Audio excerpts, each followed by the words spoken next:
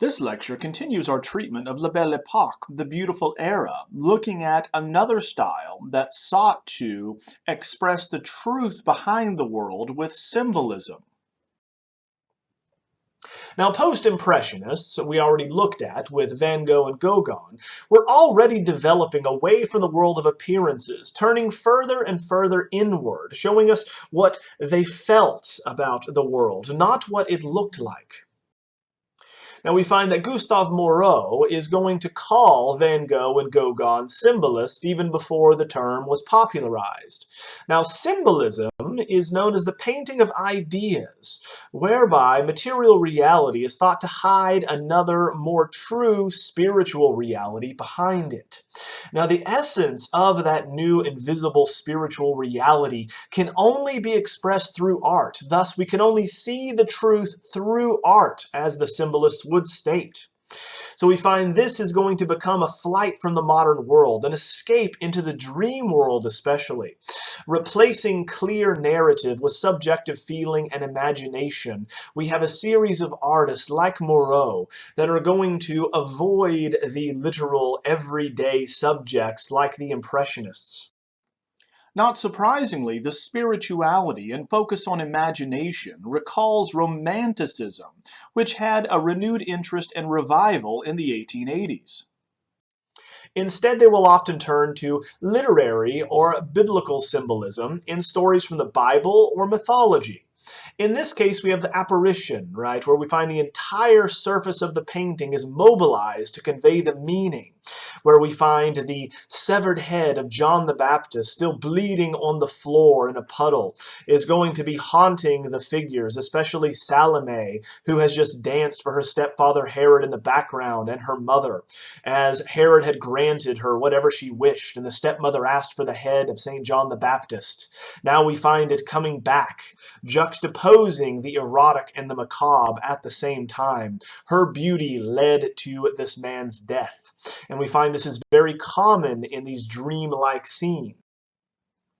Here we have the same interest in the femme fatale that we looked at earlier with Art Nouveau and other styles, whereby a woman is going to be seducing her stepfather by way of the striptease and dance. Now, this is not entirely unusual, and we find that the spiritual visions were already illustrated by artists like Gauguin and Van Gogh, where they would try to show and illustrate these scenes from the Bible, the Old Testament and the New Testament. In this case, of course, Salome is going to be taken from the New Testament with John the Baptist. Moreau's last major work would be his Jupiter and Semele of 1890 to 95. He worked on it for 5 years, building up this encrusted surface to where we almost have a horror vacui. The story of his own conception is also very important. Semele, his mother, is a princess of Thebes and is tricked by Zeus as a mortal man coming to her not as a god. He tells her after they consort and she becomes pregnant that he is in fact the king of the gods. Hera becomes wildly jealous and disguises herself as an old woman coming to Semele and tells her that Zeus has lied to her, that in fact he is not the king of the gods and she should test him. Semele begins to doubt and, as Hera had suggested, asks for one wish from him that he grants. She then asks, "Appear to me as you appear to Hera when you make love to her." He, of course, laments but promised to honor this wish. So he shows his divine form and she is burned alive. But Hermes saves the 6-month-old fetus, which is Dionysus, from death because he is half god. In art, once again, we see this divine presence of Jupiter and what it does to someone who witnesses it as a mortal. So you find that she's already bleeding. As in the Christian tradition, the union with God calls for death. We cannot see God until we die. Hence, this is quite common. Now, Zeus is going to sew into his thigh this fetus, and 3 months later, we now know Dionysus as the twice-born god. Here you see him coming out of Zeus's thigh, and he is then going to begin his long travels, being tormented by Hera. Hermes takes this infant to Ino, the queen of Ormechnus, to protect him because Hera wishes to harm him. So they disguise him in girl's clothes, but Hera still discovers him in the household and drives Ino and Athamassus insane. As in the last example, Semele surrenders here and is in awe with this desire and vulnerability of her form. There is a smoothly painted nature to her, like an academic nude, which contrasts with the rest of the painting, that is a mass of figures and forms with thickly encrusted colors.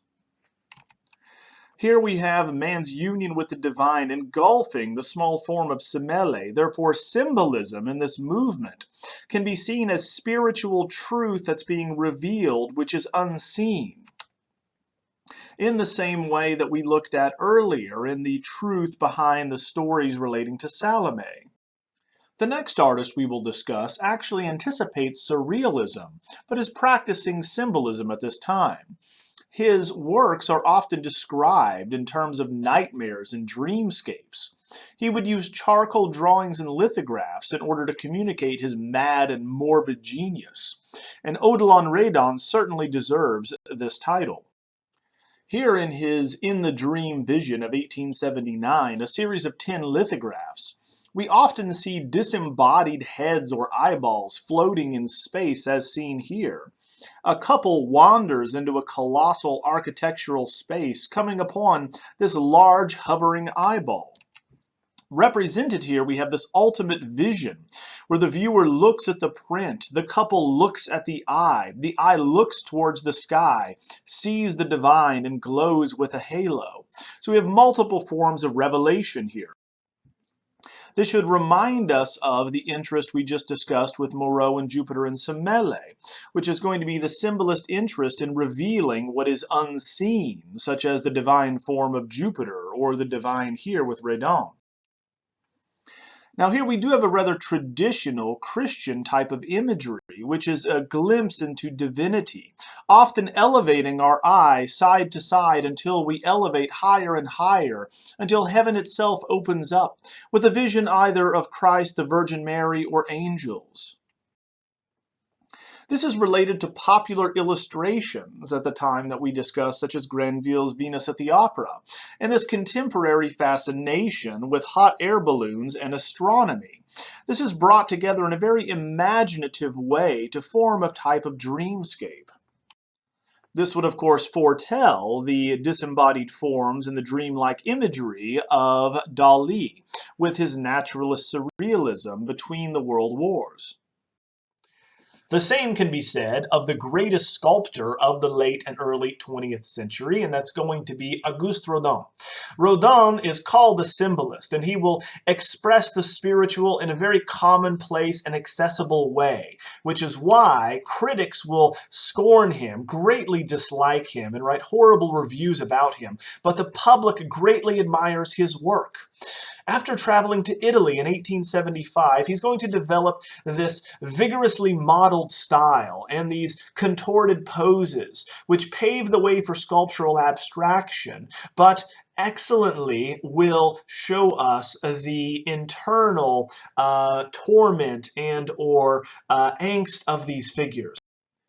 We left Rodin when he had lost the contest for the Franco-Prussian War Memorial, which was too universal to actually memorialize a specific event. The figures were nude. We have a very abstract form of the allegory here of defense. And so we find that he continues on. But what is interesting is this universality is exactly what he will be known for. He began his career actually as a naturalist, and not, once again, in this rather symbolist vein that he winds up in his mature phase. Now here we have his Age of Bronze of 1877, which we find that the figure posing was not a professional model, but was instead a soldier. He rendered it with such care, however, that he was accused of casting the figure from life and or cheating in artistic terms. And so we find that people believe this was incredibly anatomically accurate.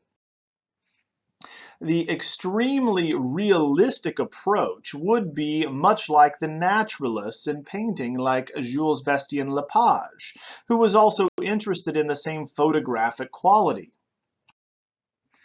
In the Age of Bronze, we're here referring to the dawning of civilization when bronze was invented. However, it was criticized and at the same time admired. Eventually, it would be bought by the French state, and Rodin would be honored with a major commission thanks to his rise to fame and notoriety. The commission he would be given in 1880 would be for a set of bronze doors for the yet-to-be-built Museum of Decorative Arts, which would actually never be built. Now, he was able to choose his own theme for the Gates of Hell and would work on it until World War I. It is going to be a massive ensemble of dozens and dozens of individual figures that he will place together, showcasing the entrance to hell itself. The subject is drawn from Dante Alighieri's Divine Comedy, whereby the poet visits souls in hell, purgatory, and paradise, led by the Roman poet Virgil, and in heaven, his beloved Beatrice. In 1885, he announced that he was ready to cast the massive work, but the museum was canceled, so he continued working on it until his death. Elson will argue that the work combines Christian, pagan, and mythological iconography together, freely adopting multiple models well beyond Dante's poem. The program itself and the composition is actually derived from Michelangelo's Last Judgment, where we have dozens of nude figures piled up on top of one another, spilling out on either side here, as Christ will be judging them. But in the place of Christ, we now will have the thinker. It is comparable to that of Delacroix's Death of Sardanapalus, with the multitude of bodies piled up one on top of another, undulating and writhing in and out of space. The notion of symbolism here is meant to make the unseen visible. That being, we are looking at hell and damnation and the contemplation of our place in the universe, which of course are quite abstract ideas. So now we find that they're going to be brought together. In fact, he does not focus on all levels of hell. He has a specific fascination with the second level, which is reserved for carnal sinners relating to sexual transgressions. Here, furious storms would toss the figures about in the air as they're in a passionate embrace, torn apart and thrown about so they cannot ever embrace one another. The counterpoint here is that we have these suffering, and the poses and gestures are going to be relating to pain and remorse instead of carnal pleasure. While the work is seen as a whole ensemble together, the figures are actually modeled individually, and many of them carved as independent sculptures, and are displayed that way in museums today. One comes from Paolo and Francesca, the story of the married woman who is married to a deformed husband, seen here in the background watching these young lovers, Gian Ciotto, who falls in love with the deformed husband's handsome brother. The first time that they kiss, they are spied by the husband and they are stabbed to death. Given this adulterous behavior, we find they are sent to hell in the second level.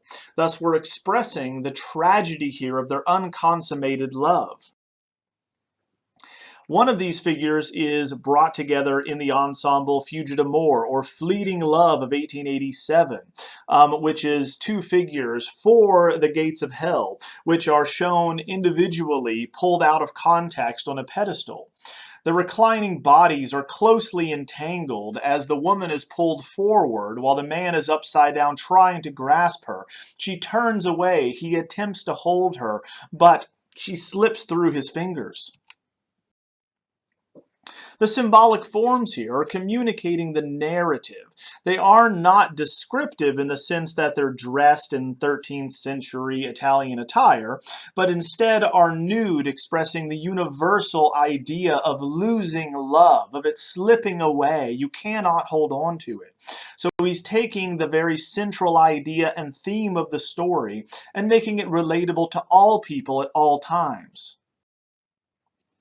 Now we have a very unusual support here because it is not on a separate pedestal, but instead they emerge from it. And this would remind us of the sculpturalness of the materials, or the form over the subject. We are unable to look at this only as two nude figures. We must look at it first as a sculpture and then read it as the forms. Now, he modeled himself on Michelangelo and the technique of seeing figures trapped in stone. However, Rodin worked in the opposite fashion very often. He would build up his figures in clay and terracotta first, and then would start carving after he had his models and the poses down. Turning to the apex of the gates of hell, we have the most famous figure, the Thinker, a massive nude man who is going to be much larger than the others by scale, who sits on a ledge overlooking the tortured souls below him. This resembles the tympanum of a Romanesque church portal, whereby he stands in for Christ judging.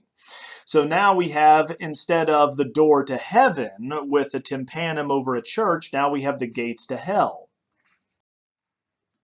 Here, there has been many thoughts and many interpretations as to what the Thinker represents. Does he represent Dante contemplating his journey through the underworld and hell? Is it an allegory of thought or a contemplation of where we belong and our place in the universe? The nudity and the powerful build here, however, do not tell us that the figure is a sage or a philosopher. He is instead built as an athlete. Therefore, is Rodin arguing that thought is the highest form of being? All right, this is one of those interpretations.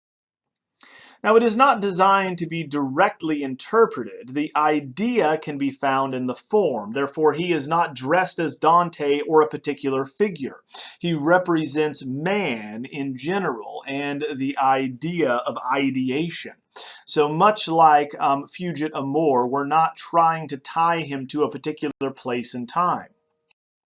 Arguably, a counterpoint to the Thinker would be the old courtesan, or she who was once the helmet maker's beautiful wife. Here we find, instead of a young, very athletic man, we have an old woman. So here, the individual sinners can often be taken from other sources, in this case from Francois Villon's Grand Testament. This medieval poet is going to write of the once beautiful wife of a helmet maker who laments the ravages of time have caused to her beautiful body. As he writes here in the poem, this is what human beauty comes to: the arms short, the hands shriveled, the shoulders all hunched up, the breasts shrunken in again, the buttocks gone away of the tits. As for the thighs, they aren't thighs but now sticks, speckled all over like sausages. The figure, of course, is not sitting comfortably or naturally, but in true Rodin fashion, is going to be contorted and twisted as she activates multiple areas around her, much like his first sculpture of Defense we looked at. So in comparing the two, we see these ideas that are universal of youth or old age, of masculinity or femininity, of thinking or regret. So the large public commissions would thus continue thanks to him landing the gates of hell. An example of this can be seen in a public commission for the burghers of Calais, an episode illustrating life-size figures of burghers or leaders of France in the city of Calais during the 100 Years' War, where England will lay siege to the city, and they agree to spare the city if they will send out 6 of their leaders dressed in this humiliating sackcloth with rope halters around their neck, much like they're going to the gallows to be hung. They will carry the keys to the city and surrender for their execution. If you look at the figures, they are going to not be anatomically correct, not realistically rendered, but instead they are symbolically expressive, having large hands, oversized heads. Their gestures and their directionality is lumbering and slow as they are trudging their way towards their death.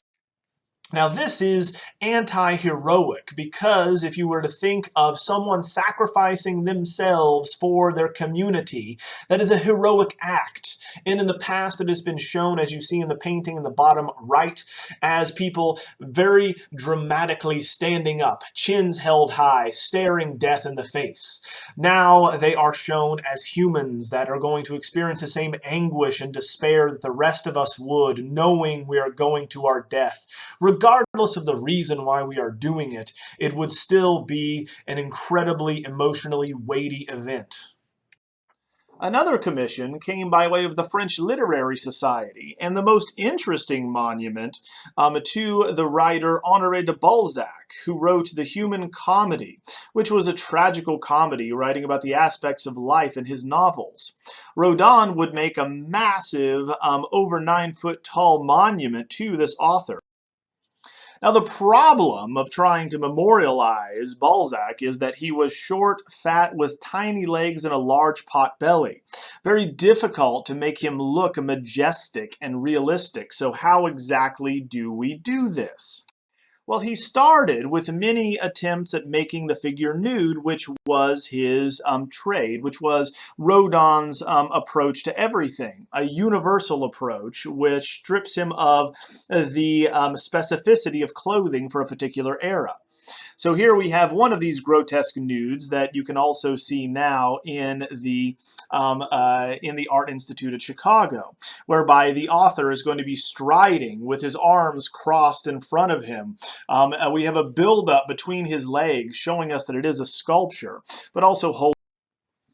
Now, eventually, he's going to do away with the idea of the nude and instead represent him in monk's robes worn while he wrote, and so tying it to what he did. It gives the illusion of a cape or a classical toga. Thus, we have a type of classical grandeur that is now going to be given to this figure, trying to compensate for his physical shortcomings.